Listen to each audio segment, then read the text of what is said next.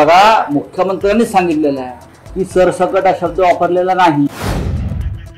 मराठा समाजाला आरक्षण देताना काय गुप्त गोष्टी झाल्या ते हळूहळू आता बाहेर पडते. त्याच्यामुळे मला भीती वाटते की मराठा समाजाची फसवणूक झाल्याची भावना निर्माण झाली, या राज्यामध्ये अराजक निर्माण होते. शिवसेना आणि मनसे एकत्र आंदोलन करते, मात्र युतीची घोषणा दसरा मेळाव्यात होईल का? एक तुम्ही लक्षात घ्या की कार्यकर्ते एकत्र आल्याशिवाय अशा प्रकारचे आंदोलन होत नाही. नाशिकमध्ये या मोर्चाचं आयोजन शिवसेना तयारी करत होती. मग आमच्या लोकांनी असं सुचवलं शिवसेनेच्या की आपण मनसेलाही सोबत घेतलं पाहिजे, अर्थात घेतलं पाहिजे. आणि त्यातून मग शिवसेना आणि मनसेचा प्रचंड मोर्चा आज निघतोय. अशा प्रकारे इतर शहरात सुद्धा मोर्चे निघतील, हे तुम्हाला मी सांगतो एकत्रित. कारण जमिनीवरची ताकद या दोन पक्षांचीच आहे आंदोलन करण्याची. थँक्यू. ते होऊ द्या, ते होणारच. बघा, मुख्यमंत्र्यांनी सांगितलेलं आहे की सरसकट हा शब्द वापरलेला नाही. मराठा समाजाला आरक्षण देताना काय गुप्त गोष्टी झाल्या ते हळूहळू आता बाहेर पडते. त्याच्यामुळे मला भीती वाटते की मराठा समाजाची फसवणूक झाल्याची भावना निर्माण झाली, या राज्यामध्ये अराजक निर्माण होते.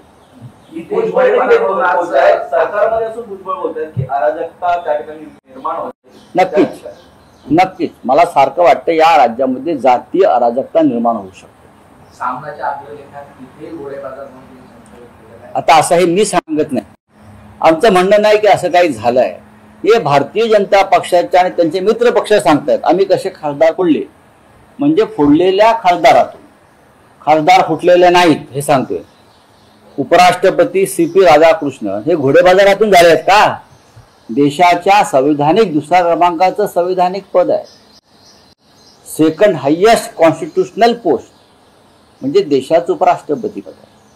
त्या पदावरची व्यक्ती घोडे बाजारातून जर विराजमान झाली असेल तर असं भारतीय जनता पक्षाचे मिंदे गटाचे लोक सांगतायत. हे या देशाचं दुर्दैव आहे. आमच्या दृष्टीनं असं काहीही क्रॉस वोटिंग वगैरे झालेलं नाही. हा 15 मध्ये डिस्क्वालिफाय झालेली आहे आणि काही लोकांनी मतदानावरती बहिष्कार टाकला. उपराष्ट्रपतींची आज शपथविधी आहे, त्या ठिकाणी जे पक्षाकडून समर्थन आहे केंद्राच्या सरकारला ते सर्वच पक्ष पाहायला मिळतात, परंतु स्वतः अजित पवार आहेत ते उपस्थित या संपूर्ण कार्यक्रमाला असणार आहेत. या संपूर्ण असं आहे की उपराष्ट्रपती पदाच्या शपथविधीला अजित पवार उपस्थित राहणार. यात नवीन काय, मोठं काय क्रांतिकारक गोष्ट काय? ते बहुतेक उपराष्ट्रपतींना महाराष्ट्रातल्या परिस्थितीविषयी कल्पना देतील की आम्ही लोक कसे पोलीस अधिकाऱ्यांना दम देतो, आम्ही कसा पोलिसांवर दबाव आणतो, संविधानिक पदावरील व्यक्तींनाही कसा आम्ही दमात घेतो, त्याच्यावर दोघात चर्चा होऊ शकते. चला, शिवाजी महाराजांचं रेल्वे स्थानक होतं, त्याचं नाव बदलून रेल्वे स्थानक असं कुठे झालंय? मुख्यमंत्र्यांनी. मग आमच्या राज्याच्या मुख्यमंत्र्यांनी त्या संदर्भात आवाज उठवायला पाहिजे. जर तिकडल्या मुख्यमंत्र्यांनी छत्रपती शिवाजी महाराजांचं नाव बदललेलं आहे, आम्ही तर आवाज उठवू. ते हे सरकार काय करतं? या सरकारनं इकडल्या काँग्रेसच्या नेत्यांनीही,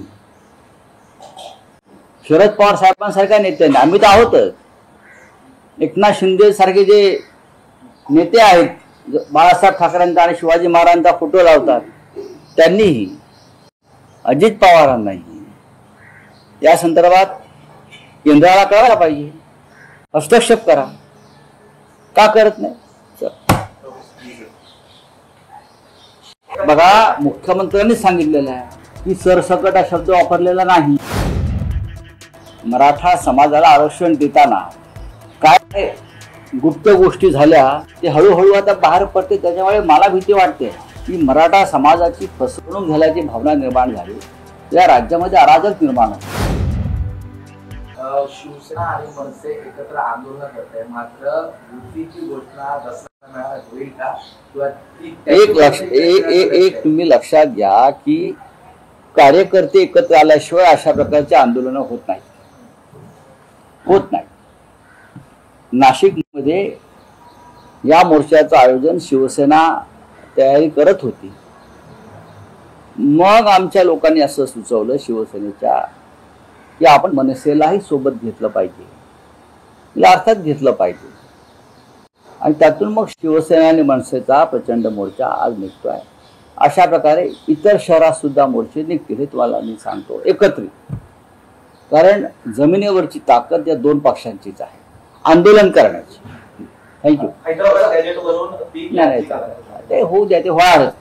सरकार बघा, मुख्यमंत्र्यांनी सांगितलेलं आहे की सरसकट हा शब्द वापरलेला नाही. मराठा समाजाला आरक्षण देताना काय गुप्त गोष्टी झाल्या ते हळूहळू आता बाहेर पडते. त्याच्यामुळे मला भीती वाटते की मराठा समाजाची फसवणूक झाल्याची भावना निर्माण झाली, या राज्यामध्ये अराजक निर्माण होते. सरकारमध्ये असून भुजबळ बोलतात की अराजकता त्या ठिकाणी निर्माण होते. नक्कीच नक्कीच मला सारखं वाटतं या राज्यामध्ये जातीय अराजकता निर्माण होऊ शकते.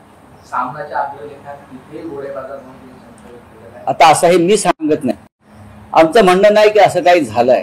हे भारतीय जनता पक्षाचे आणि त्यांचे मित्र पक्ष सांगतात. आम्ही कसे खासदार फोडले, म्हणजे फोडलेल्या खासदारातून खासदार फुटलेले नाहीत हे सांगतोय. उपराष्ट्रपती CP राधाकृष्ण हे घोडेबाजारातून झाले आहेत का? देशाच्या संविधानिक दुसऱ्या क्रमांकाचं संविधानिक पद आहे, सेकंड हायेस्ट कॉन्स्टिट्युशनल पोस्ट, म्हणजे देशाचं उपराष्ट्रपती पद आहे. त्या पदावरची व्यक्ती घोडेबाजारातून जर विराजमान झाली असेल तर असं भारतीय जनता पक्षाचे मिंदे गटाचे लोक सांगतायत. हे या देशाचं दुर्दैव आहे.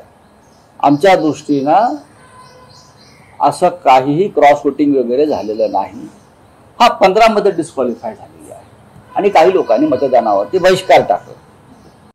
उपराष्ट्रपतींची आज शपथविधी आहे. त्या ठिकाणी जे पक्षाकडून समर्थन आहे केंद्राच्या सरकारला ते सर्वच पक्ष पाहायला मिळतात, परंतु स्वतः अजित पवार आहेत ते उपस्थित या संपूर्ण कार्यक्रमाला असणार आहेत. या संपूर्ण असं आहे की उपराष्ट्रपती पदाच्या शपथविधीला अजित पवार उपस्थित राहणार. यात नवीन काय, मोठं काय क्रांतिकारक गोष्ट काय?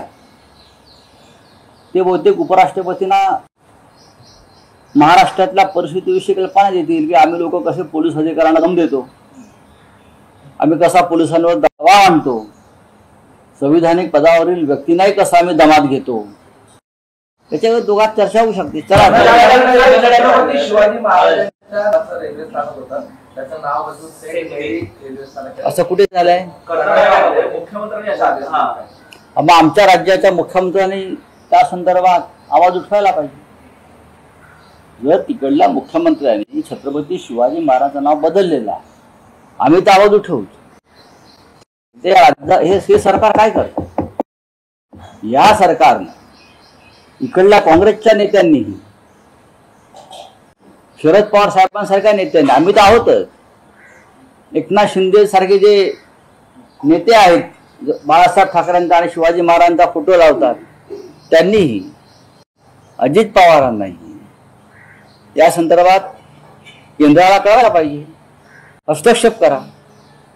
का करत नाही?